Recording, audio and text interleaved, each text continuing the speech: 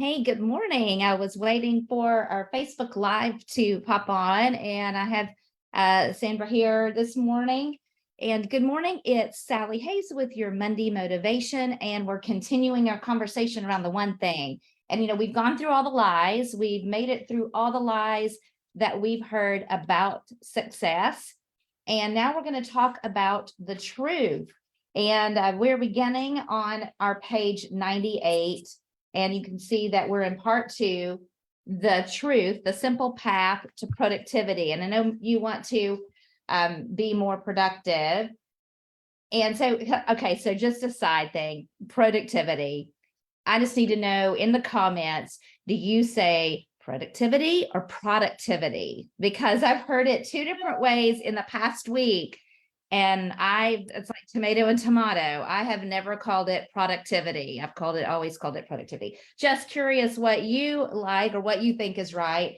And so let's talk about the truth and being unclenched. Do some of you feel like you're clenched all the time, like you're clenching your fist, you're clenching your teeth, you are working so hard that everything feels like you're clenching? Okay. Just curious. And, Gary says that for years, he was trying to live the lies of success that we just went through and imagined that everything was equal, like everything mattered equally. So he was doing all the things and he was very clenched and he felt completely out of balance all the time by doing that. And he said he attempted too much too soon, and that frustrated, he began to doubt that he had the discipline or the will to achieve success at all because he was trying to live a big life, right? And then he was getting pretty down about all of it. So I don't know if any of you are feeling that way and how we look at the world. What do you think that focus feels like? Gary was feeling that focus was very clenched, very tight, very 1,000 miles an hour, making it all work, bearing down really hard and even harder. And he said he did all the things. Like he thought if he got up really, really early before everybody made it there to the work environment, that was the best way, right? That he was pushing himself, he was pushing everybody else, he was just going. And he did have some success from that. He was playing at success, what he thought the world needed to look like. And it says, be careful how you interpret the world because it's like that. So if you're interpreting that success means that that it just feels like stressed out and it feels like you're always out of balance, and that's what your world's going to be like. And he said he thought he needed to talk like success, walk like success, dress like success, right? So he was doing all those things, and he said he had success with that, but it wasn't him. In fact, he was playing at success, and he did see some success. He wanted to beat everybody at work. Then he said he showed up one day wearing jeans and a t-shirt and dared anybody to say anything about that, right? Because he just chilled. He decided that he was going to be himself and do a different approach. And at the end of the day, it's how you view things and what you think success feels like that you're going to be receiving, right? When he said all of the stuff he did, what did it get him? It did get him success, but he also got sick, right? So, and not only physically, but he got sick of success. So he was hitting the wall, so to speak, in the stress out mode. He said he ditched the lies, some of those lies we just read through, right, before we got here. And he joined Overachievers Anonymous. Any of you out there raising your hand saying, yes, I'm that overachiever. And he just got unclenched. He started that way. He started listening to his body. He started slowing down and just being him. He ate breakfast with his family. He spent time doing his meditation, physically getting in shape, all the things that we know they're in the MREA, right? The energy plan that we went through.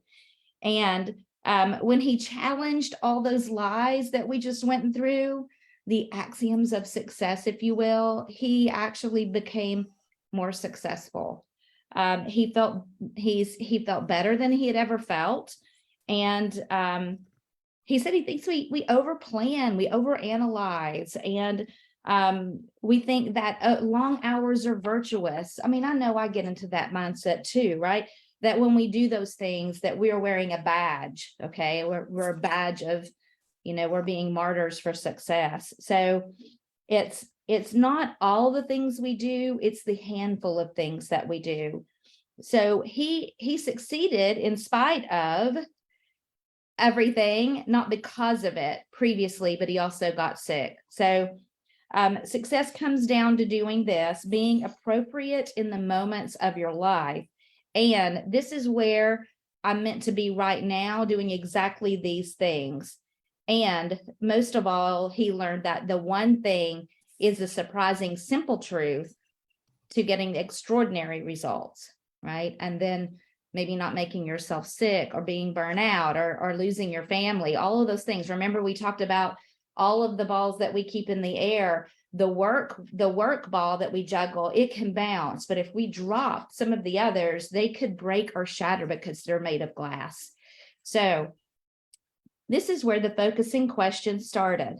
And he said there is an art to clearing the clutter out of our lives, but it requires courage to approach it. And it's not easy. So do we have courage to work on the one thing in the focusing question? So Andrew Carnegie, you guys know, he became the second richest man in history after John D. Rockefeller. He wrote a book called The Road to Business Success. And one of the things he says on page 103, there is prime condition of success, the great secret. So concentrate your energy, thought, and capital exclusively upon the business in which you're engaged, and having begun one line, resolve to fight it out on that line and lead in it, adopt every improvement, have the best machinery and know the most about it. All right, because Carnegie had a steel company. And he said that he's run across other business owners who scattered their capital and their focus among a lot of different things. And to say, he said, we've heard, don't put all of your eggs in one basket. And he said, that's all wrong. That's wrong. Put all of your eggs in one basket and then watch the basket and look around you and take note. Men who do not do that often fail. And it's easy to watch and carry the one basket than trying to carry too many baskets that break most of the eggs. So, I've heard that question. I don't know if you guys have. And I know we talk sometimes about having several streams of income. However, are you focusing on your real estate business? Or are you trying to work too many businesses? Are you doing a lot of things instead of focusing on your one basket? The focusing question could help do that. That's the way to find out what your basket is. So Mark Twain actually agreed with Carnegie, and he said he thinks it's a secret as well. Gary said it's not really a secret. The secret of getting ahead is getting started. And the secret to getting started is breaking your complex, overwhelming tasks into small, manageable tasks, and then starting on the first one. So how do we know which one that first one should be? Well, it's the focusing question. Both of those guys thought that advice was secret. And I think it's that when you go back to that art of clearing the clutter, it takes courage to do that, and giving weight and importance to the one thing that you should be doing. So there's also, Gary mentions on page 104, a Chinese proverb: the journey of 1,000 miles begins with a single step.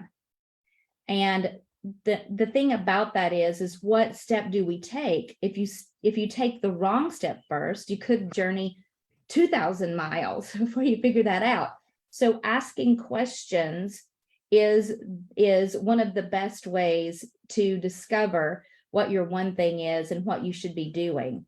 It helps you get the first step right and not a misstep. So why focus on a question when we really just want an answer? Because answers come from questions, right? The quality of the question is also important. So I think this is where we talk about the habit of, if you're like, well, I've not been asking a lot of questions. I've not been reflecting about my goals or where I'm going or my life, then it could be that you just have to create the habit around that and what that looks like every day. And it says that Voltaire once said, judge a man by his questions rather than his answers. Sir Francis Bacon said, a prudent question is one half of wisdom. So how are you going through the week this next week? Can you think of some great questions and some trajectory that you're going to go down that's going to cause you to get some great answers? Have you looked ahead and have you been using the focusing question from the one thing to do that? We hear, teachers ask a lot of questions. Sometimes we hear about the Socratic method, where Socrates, asked a lot of questions, was question-based for us to learn. It engages our critical thinking and performance by as much as 150%. So questions are more important sometimes than the answers. And I think that a lot of things that we experience, a lot of great breakthroughs come from people who ask great questions about what if. They dream big, they're looking for big answers, and they ask big questions, and it starts a think tank, if you were, around the what ifs. How do we get there? What are some things we could be doing? What's the most important thing? One of the things when I listen to this, I enjoy listening to Audible, and the one thing is on Audible as well. And Gary starts with he mentions this poem in there, and it's called My Wage, and it's by J.B. Rittenhouse. And he said that it profoundly affected him at a young age, especially the last two lines. So I'm going to read it to you. I bargained with life for a penny, and life would pay no more. However, I begged at evening when I counted my scanty store. For life is just an employer. He gives you what you ask. But once you have set the wages, why you must bear the task. I worked for a menial's hire, only to learn dismayed that any wage I had asked of life, life would have willingly paid. Wow. He said the last two lines, that any wage I had asked of life, life would have willingly paid. I think that we realize that life is a question and how we live it is our answer. So that phrase, we phrase questions we ask ourselves determines the what will become our life. So I think it's very powerful if we start asking more questions, if we haven't been up until this point, or maybe we did for a while and we got busy and we didn't keep that habit in our world. So anyone who dreams of an uncommon life eventually discovers that there's no choice but to seek an uncommon approach to living it.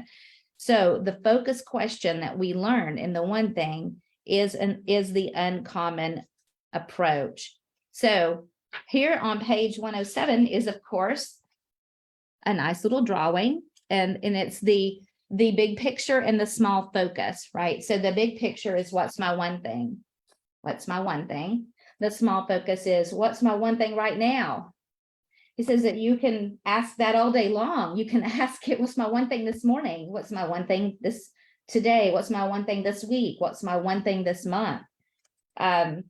It makes you make the very best decision, because we can make a lot of decisions. We have hundreds of decisions we could make, but what's the best one? What's the one thing that we should be doing? So he breaks down why he really phrased the question the way that he did. So the focusing question collapses into three things. What's the one thing I can do is the first part.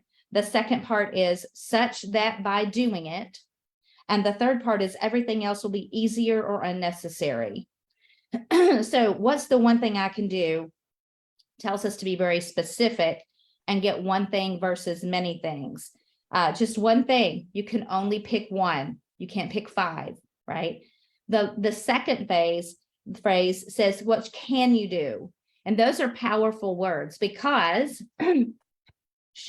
what should we do? What could we do? What would we do? Are not powerful action words. They don't imply that we're going to do it, that we have the ability to do it. Can do is not should do. So don't mistake the question to be what could I do or should I do right now, but what can I do? Because if you don't, you will never do. So it's a bridge that goes over to such that by doing it is going to say, okay, we can do this. And when we do it, this is going to happen. This is the thing that we want to happen. And that what can I do to get to there? So such that by doing it is a bridge to that. Something is going to happen. And then everything else will be easier and necessary is the lever. So when that happens, everything else, it's the ultimate leverage test, is going to not have to be done, or it's going to cause something else to occur. And it says most people struggle to comprehend how many things that don't need to be done. I mean, I'm like that. I don't know about you. If they would just start by doing the right thing. So change your life by doing the leverage thing and avoiding distractions, right? So the question, what's the one thing I can do such that by doing it, everything else will be easier or necessary, can be big and small. So we talked about being specific. I'm going to go over here to this book here. This is a workshop that came through that Chad Himes taught about the one thing. It was really good. So big and specific in terms of asking questions. All right, there's a big and broad question. There's a big and specific question. There's small and broad and small and specific.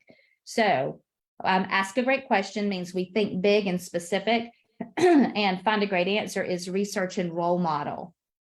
All right, so here is a broad question. It's big and broad. What can I do to double sales? That's a big question, kind of broad, right? Then a big question around that same topic and specific is, what can I do to double sales in 6 months?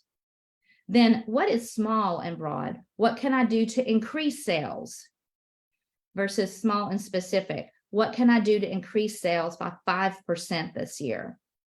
And see how that you can find the answer and you can start thinking about researching, role model someone else who's done it. Big specific questions lead to big specific answers, which are absolutely necessary for getting that big goal. So those are some ways that you can think about asking the focusing question. So just remember that great questions are the path to great answers. The focusing question that we just learned is a double duty question, and it's big picture and small focus. The big picture question, what's my one thing, is the vision for your life. And it also works when considering what you want to make, what you want to master. And then the small focus question, what's my one thing right now, is when you first wake up throughout the day.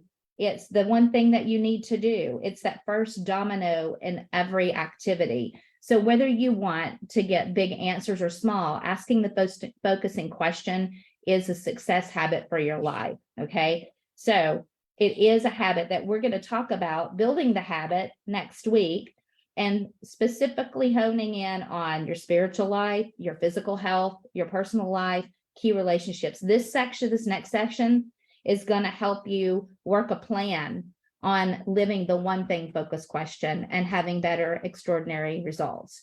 So guys, I hope you have a fantastic week. Practice the one thing question. What's the one thing that you can do today that such by doing that, everything else will be easier and necessary? What does that look like for you? Comment.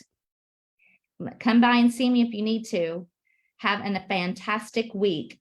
Oh, and if you haven't registered for the free Zoom on the 27th with Dusty Oglesby, The Purpose, I know there's going to be some really great questions there. Maybe it'll help you prime the pump for getting through the one thing. Sign up for that. We will have a watch party here in the office from 11 to 12 with popcorn and pizza. And let's come together and prepare for this next session for the one thing by going to Dusty's class. Let me know if you need me to register you. I'll be glad to do so. Thanks a bunch.